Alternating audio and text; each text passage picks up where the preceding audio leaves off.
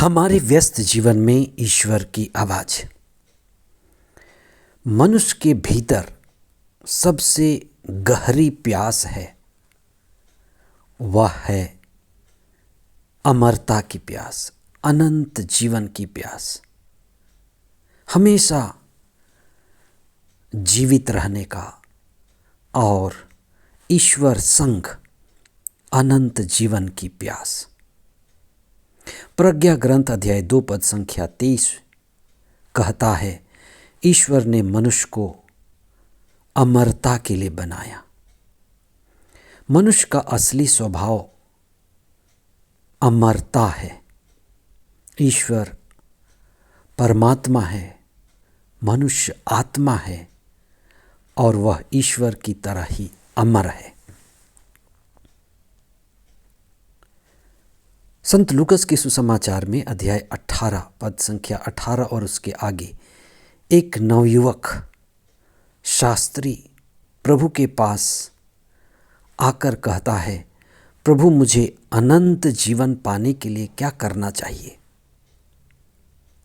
ये मनुष्य की सबसे गहरी प्यास है, अनंत जीवन।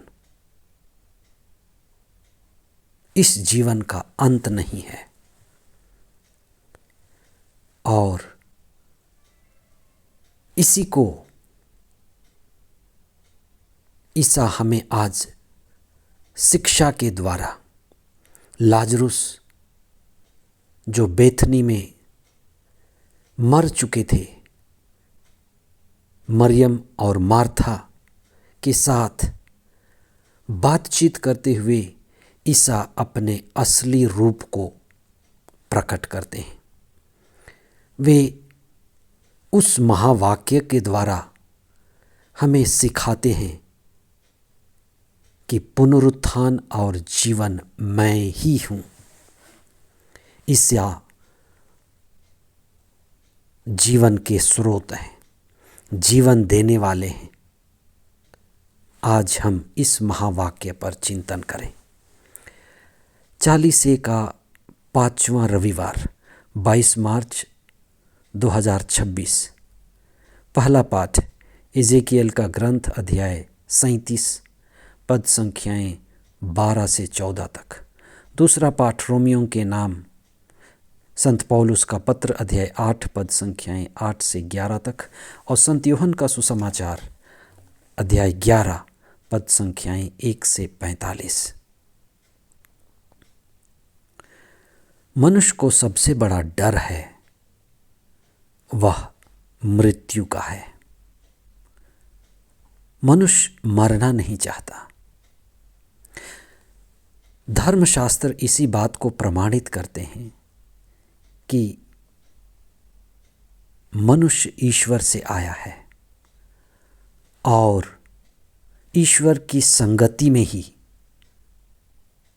मनुष्य अपने असली हकीकत को, सत्य को जानता है।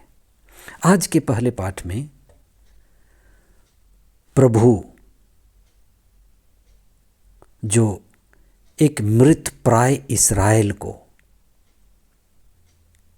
जहां हड्डियां ही हड्डियां हैं, एक मरा हुआ राष्ट्र, ईश्वर विहीन राष्ट्र, आत्मा रहित राष्ट्र, मृत प्राय, प्रभु कहता है कि मैं तुम्हारे कब्र को खोल दूंगा और तुम में प्राण डालूंगा और तुम जीवित हो जाओगे। ईश्वर अपने आत्मा को भेज करके, पवित्र आत्मा जो नबियों में था, पवित्र आत्मा जो ईश्वर की शिक्षा में था, पवित्र आत्मा जो संत महात्माओं में था, उनके द्वारा, उनकी शिक्षा के द्वारा, पवित्र आत्मा के द्वारा ईश्वर उन्हें अनुप्राणित करता है। प्रारंभ में उत्पत्ति के समय और बार बार नबियों के द्वारा, उनकी शिक्षा के द्वारा ईश्वर हमें पवित्र आत्मा से भरता रहा है। नया और नवीनीकरण के द्वारा ईश्वर हम में प्राण फूंकता रहा है। आज के दूसरे पाठ में संत पौलुस कहते हैं कि जो शरीर केंद्रित जीवन बिताते हैं, शरीर की वासना, तृष्णा, कामना, सांसारिक जीवन में जो बाहरी दुनिया से प्रभावित हैं, वे आत्मा से वंचित हैं। और जो शरीर केंद्रित जीवन जीते हैं, वासना तृष्णा के बंधन में हैं, वे पवित्र आत्मा से वंचित हैं। और जो पवित्र आत्मा से वंचित हैं, वे मृत प्राय हैं। इसलिए संत पौलुस कहते हैं कि हम जब ईसा मसीह के जीवन को स्वीकारते हैं, ईश्वर के प्रेम में जीते हैं, प्रार्थना में जीते हैं, तो हम आत्मा में जीते हैं। ईसा मसीह मतलब ईसा जो आत्मा से पूर्ण थे। उसी तरह से जब हम ईसा से संयुक्त हो जाते हैं तो हम आत्मा पूर्ण हो जाते हैं, हम पुनर्जीवित हो जाते हैं। इसी बात को आज के सुसमाचार में ईसा ने बेथनी के उस परिवार में घोषणा की जहां लाजरुस मर गया था और 4 दिन से कब्र में था। ईसा ने लाजरुस को जिलाया और उसने बड़ी घोषणा की, अपने असली रूप को दिखाया कि पुनरुत्थान और जीवन मैं हूँ। इस महावाक्य पुनरुत्थान और जीवन मैं हूँ का क्या अर्थ है? मैं ही आदि हूँ, मैं ही अंत हूँ, मैं ही अल्फा हूँ, मैं ही ओमेगा हूँ। ईश्वर ही सब कुछ का स्रोत है और ईसा ईश्वर के पुत्र हैं।